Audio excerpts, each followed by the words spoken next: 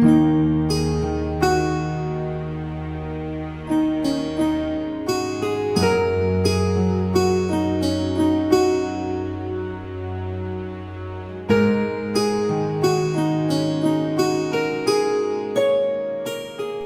everyone, I'm Aria and welcome to today's speed build.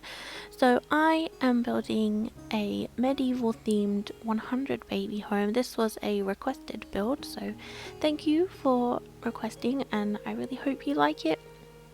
So this one, I kind of knew what I was doing, but at the same time I didn't really. I've never played this challenge before, so I wasn't really sure what needed to be included. The medieval off the grid side of things I could do no problem. It was more what to include for the challenge itself, so I did have a look up the rules and I tried I tried to imagine, like, if I was playing it, what I would need or what I would want included in the house. So it was requested that this house have several different things. One of them was a bathtub in front of a fireplace in the matriarch's room, and for them to have like an attic studio sort of thing. So I basically put the mum's room or the matriarch's room in the attic with like a little corner for like an art easel and things. I've tried to pick out the most, I don't know, the area that had the most amount of natural light, which seemed to be the back side of this house at the top. When I put a really big window in, there was quite a lot of light coming in the kind of evening time. I think it's about 5 p.m. in the world when I'm building this, so as you will see a little bit later, when I put the window in, there is quite a lot of light coming through that big window, which I really liked. So hopefully hopefully that's enough light for you. The other requests were that the all of the other rooms, like the kids room, the toddler room, etc., was all on the ground floor. They're not like right near the front door, but I have put like a second entrance almost nearer their room, so they don't have to walk through the entire house to get to school. And I wasn't entirely sure on what budget to go with, so I didn't limit myself with this one, but it is a lot cheaper. It turned out a lot cheaper than I was expecting it to, so I'm quite pleased about that. This is a 40 by 30 lot. I didn't pick the biggest lot because I know sometimes Sims like to take like forever to leave the house to go to school, and so I thought a smaller lot was probably better for, you know, keeping track of Sims and timing and things. The only thing that I didn't include that was requested was a fishing hole or a fishing pond, but there's two like little fishing sign posts literally right across the street and to the side of this house, so I thought they were close enough to the house that you'd still be able to keep an eye on, you know, all 8 of your Sims if you wanted your matriarch or one of the teens to, you know, go and do some swimming. I've pretty much included every single type of activity that there is in the game that doesn't use electricity. So I haven't included the like the chemistry stations for the kids. I wasn't entirely sure whether they use electricity or not, but since this is meant to be medieval themed, I didn't really think that it fitted. Obviously if you choose to play in this house, then you can decide whether you want that included or not. I didn't add any lot traits to this because I noticed that in one of the rules it does say that, you know, if you use a pre-built lot, then you can't change the lot traits. However, if they don't come with lot traits, then you can, you know, add your own. You just can't change them once you've added them. So I didn't add any lot traits, so if you wanted to make this not off the grid, then, you know, there are no lot traits, so that's fine. I just didn't want to limit anybody by you know, adding the off the grid lot tray and then you not be able to add any more, if that makes sense. So you will just have to go in and add that. But with the new update that's coming sometime this week, I do believe they're changing that to a lot challenge instead of a lot type. So I'm not sure whether the rules will be different for that, whether they will be updated. I don't know, but I haven't added any lot trays, basically is what I'm trying to say. So you can just go and add in whichever ones you like. You can add in maybe like the, I think, is it natural light or something like that that makes painting a little bit easier. So yeah, I kind of knew exactly what I was doing with this, as you probably can tell. I built the shell and tried to make sure that there was enough space for all of the beds and all of the different rooms and things that were needed before I started recording, because I just find it a lot easier this way, and I really need to be a lot more confident in my decision making, I think, because I tend to second guess myself and then things just take way too long. And this is, you know, it is a relatively big house.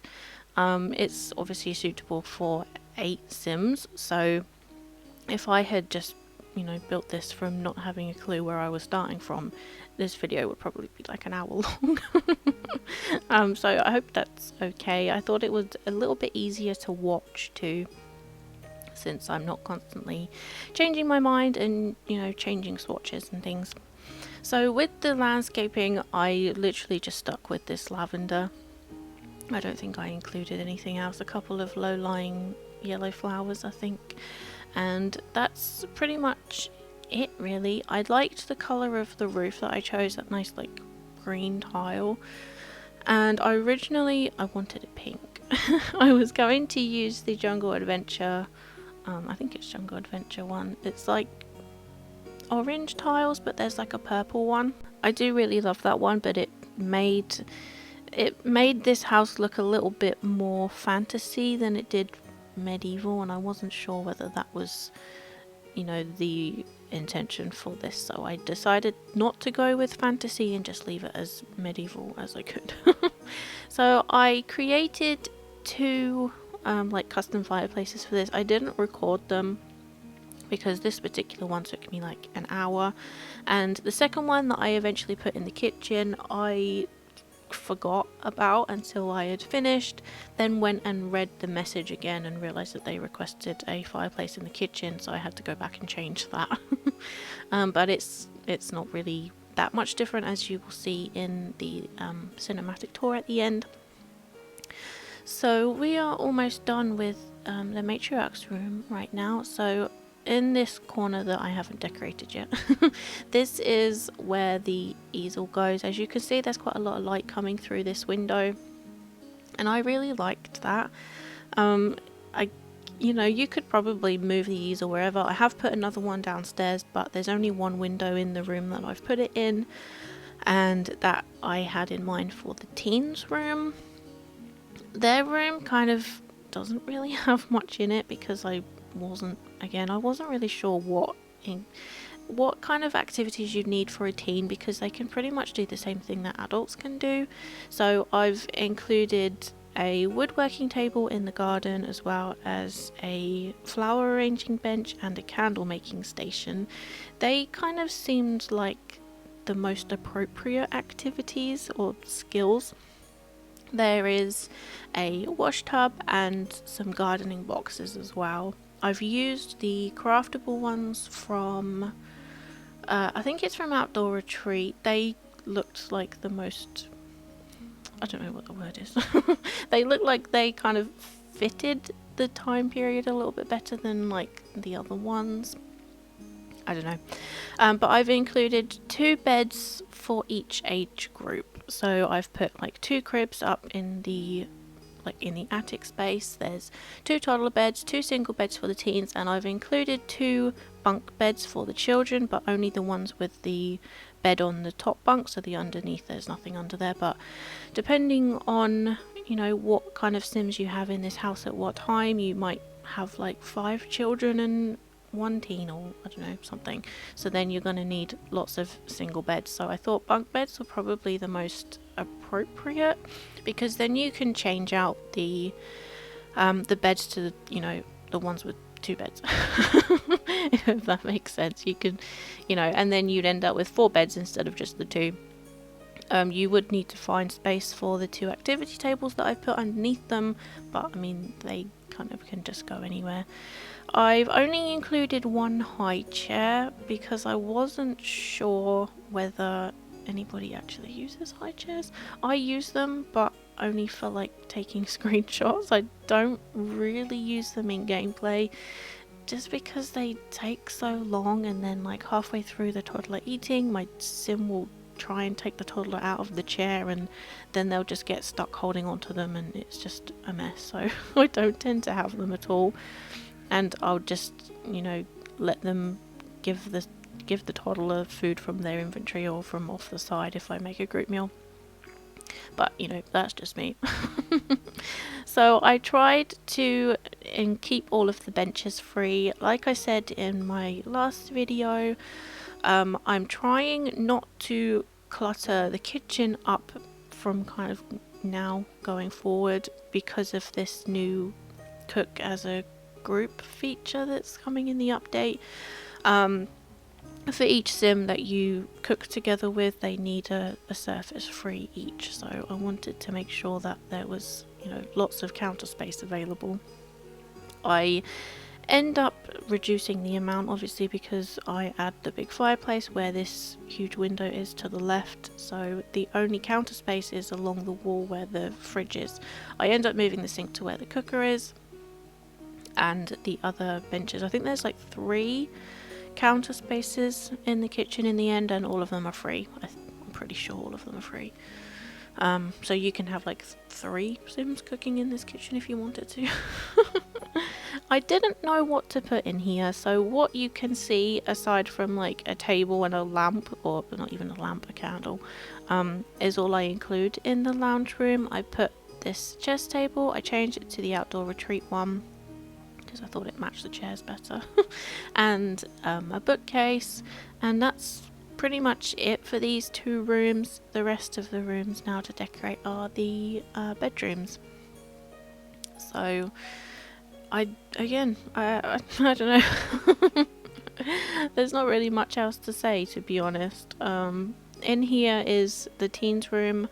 I think I put a violin or maybe a guitar in here, and an easel. In here I separated the kids and the toddler room by this little archway. It was just kind of, it blocked out the light, and where the little room for the toddlers are, there's no window, so I thought just adding in, you know, another wall and a doorway wasn't really, it didn't really seem right, so I've put this curtain up, which I thought would be a little bit nicer for them. And yeah, I've put some murals, or like, I think they're trees, on the wall behind the toddler beds. I thought if, you know, their parent likes to paint, then maybe they've painted like a nice mural on the wall for their little babies. I change this out when I go to play test a little bit later. I couldn't get anything to work underneath those bunk beds, so the only thing that would fit was the activity tables, so I've put 1 of each underneath the beds and moved all of the other activities to kind of the middle of the room. There isn't really much to include. I was going to add this swing set, but I thought then this jungle gym would be a little bit more appropriate, because they can I think they can gain motor skill from it. So here is the garden. I've just added some planter boxes. It was requested that they plant herbs, so I thought that was, you know, good. I put the bug box, and I have put the bee box too. I don't remember. I've never actually used a candle making station, so I'm not sure whether they need bees or whether they can get soy wax from somewhere else. I don't remember. But we are coming to the end of the video now, so I really hope you like it. Leave me any more requests if you have any. Like this video if you like it, please subscribe if you haven't already, and I will see you all later this week for some cottage living fun. Thank you so much again for watching, and I will see you next time. Bye everyone!